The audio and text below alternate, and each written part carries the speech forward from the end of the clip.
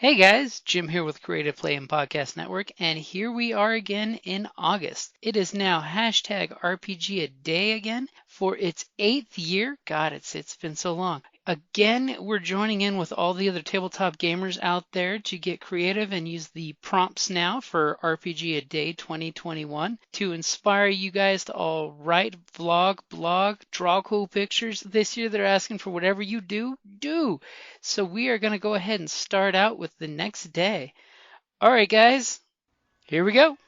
Hi, this is Kelly, aka Trixie from Ragnarok and Roll, assigned to Ragnarok Story, and Tilda Wimblewick from D&D Journey of the 5th Edition. First off, I would just like to say thank you to everyone for listening to our varied adventures, as well as for rating us on iTunes and RPGpodcast.com. If you haven't rated us yet, we would greatly appreciate it if you could. And if you're looking for more ways to support our efforts, we are now on Patreon, a great site where you can help us continue making more podcasts, as well as some special surprises for our patrons. If you can, please look us up at www.patreon.com/cppn. Every little bit helps. And again, thank you for listening.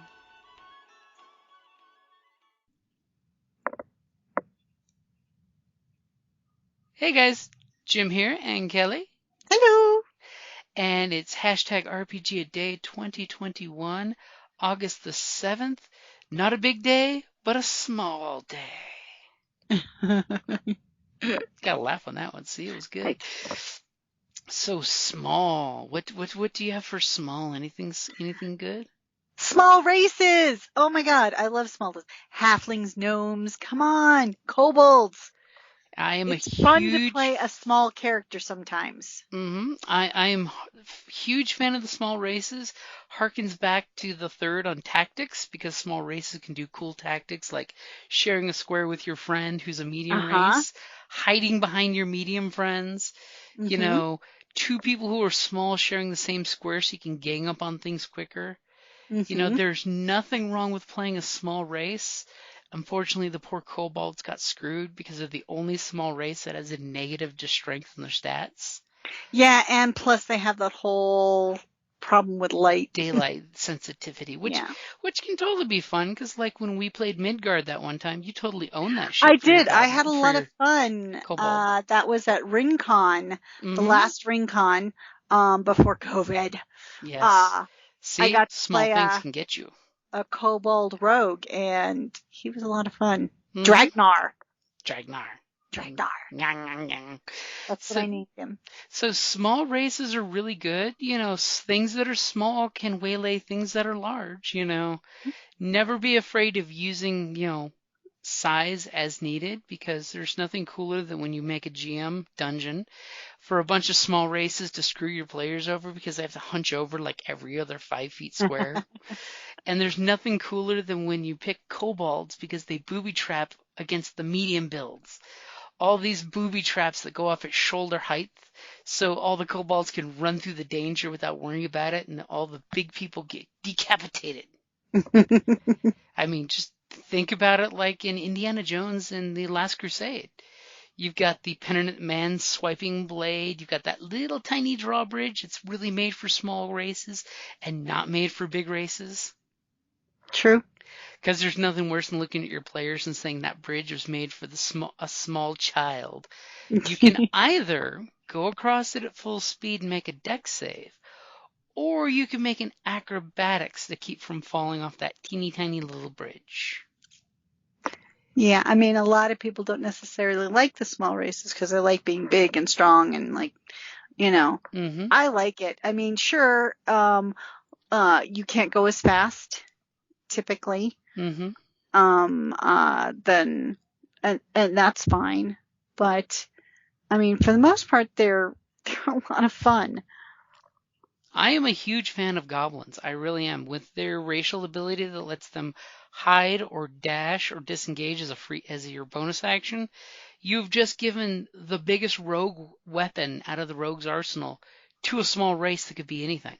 Exactly. And, you know, hold it, the dog's moving. Okay, there we go. And they're also really cute with like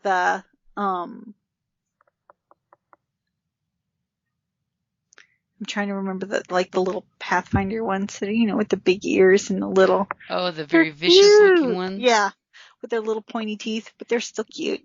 And their little dog cutter knives. Just because you can get a goblin in a wedding dress. That was funny. That was one of my favorite graphics that they made into a mini.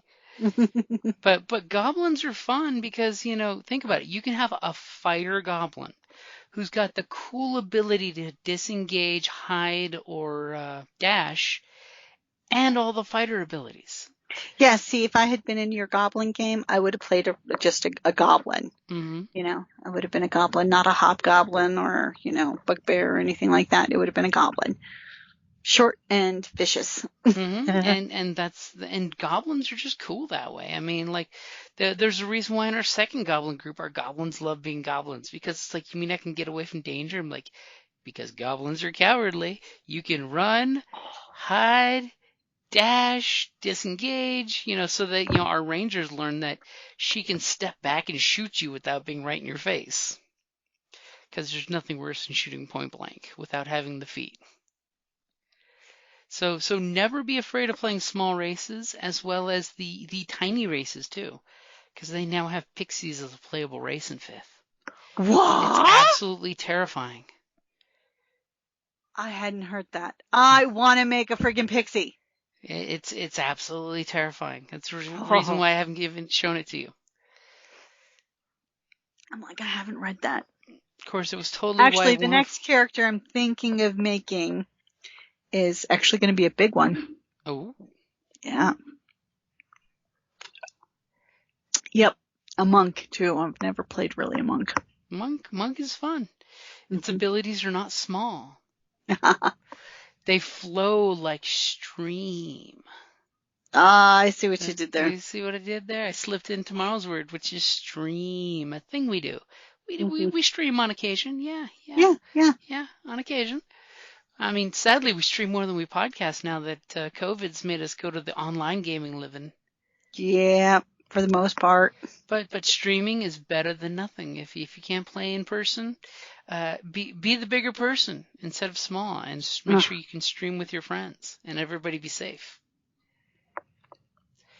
So I think we've made no small feat of what today was, which was small. Can I beat it down anymore? Yeah, no. I think though I will throw one last thing out.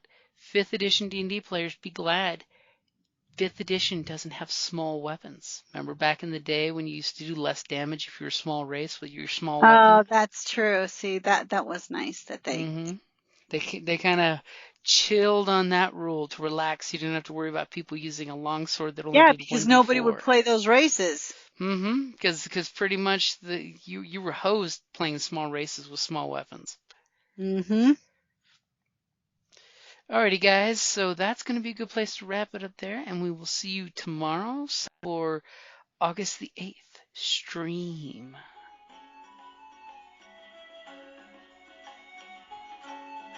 Thank you for listening to the Creative Play and Podcast Network, and feel free to enjoy our other shows such as D&D Journey of the 5th Edition and Scion Ragnarok and Roll, a Scion Hero to Ragnarok story. Thank you for listening.